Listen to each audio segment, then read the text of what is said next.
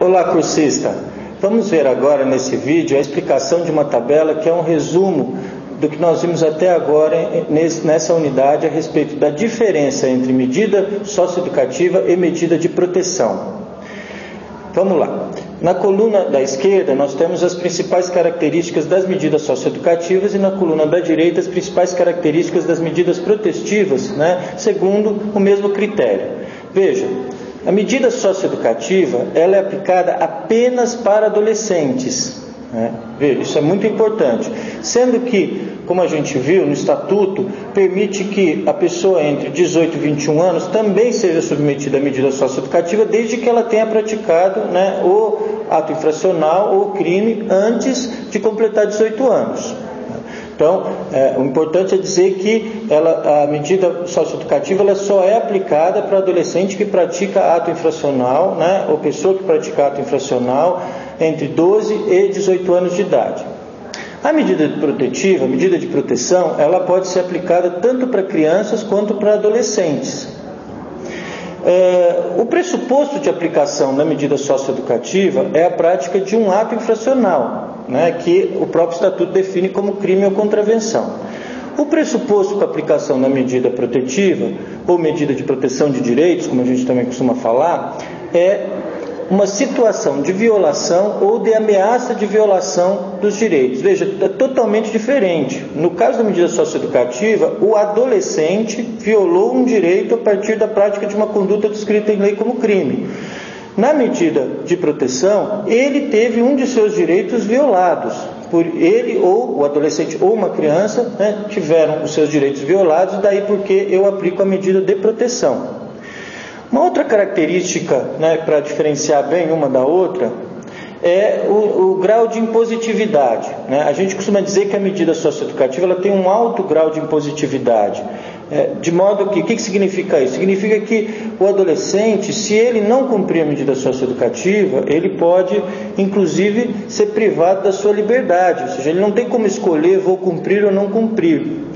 E até a punição que ele vai receber por não cumprir a medida é, vamos dizer, a mais grave que a gente tem no nosso ordenamento, que é a medida de privação de liberdade.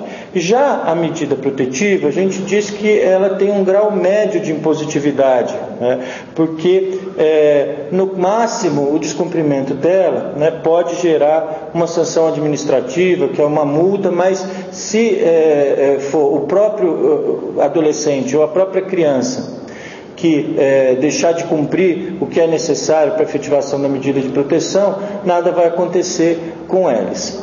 Essa multa ela é aplicada quando a medida de proteção ela tem como destinatário alguma instância pública e o responsável deixa de cumprir a ordem ou do conselho tutelar ou do juiz, conforme o caso. A outra característica é que a medida socioeducativa ela dirige-se exclusivamente contra o adolescente. E a medida de protetiva, como até nós vimos antes, ela pode ter como destinatário, além da criança e do adolescente, o poder público e, em alguns casos, até particulares. A medida socioeducativa ela é imposta somente pelo juiz, ao passo que a medida protetiva ela pode ser imposta pelo conselho tutelar, na maior parte dos casos, e em alguns casos, especificamente aquelas medidas protetivas de colocação em família substituta, guarda, tutela e adoção, elas são exclusivas da parte do juiz. E agora, para encerrar, vamos dizer então, segundo o que está previsto no Estatuto, quais são as espécies de medida socioeducativa e quais são as espécies de medida protetiva. As medidas socioeducativas, elas são apenas e exclusivamente aquelas que estão previstas no artigo 112 do Estatuto: advertência, obrigação de reparar o dano, prestação de serviço à comunidade, liberdade assistida, semiliberdade e internação. Não é possível um juiz criar uma nova medida socioeducativa, é só essas que estão previstas na lei. As medidas de proteção, elas estão previstas no artigo 101 do Estatuto, mas o próprio artigo 101 diz que aquela lista que ele apresenta é apenas exemplificativa, não esgota todas as possibilidades de medida de proteção.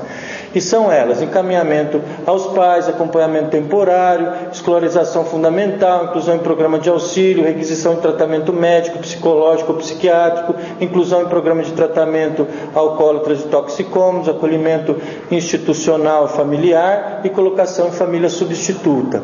Então, para resumir, espero que tenha ficado muito claro para vocês a diferença fundamental entre a medida socioeducativa, que é aquela direcionada para o adolescente que praticou um ato infracional, que violou direitos de terceiros, e por isso ele deve ser responsabilizado, e a medida de proteção, que é para a criança ou para o adolescente que por algum motivo teve ou tem seus direitos violados, e aí a tônica é totalmente diferente. Obrigado.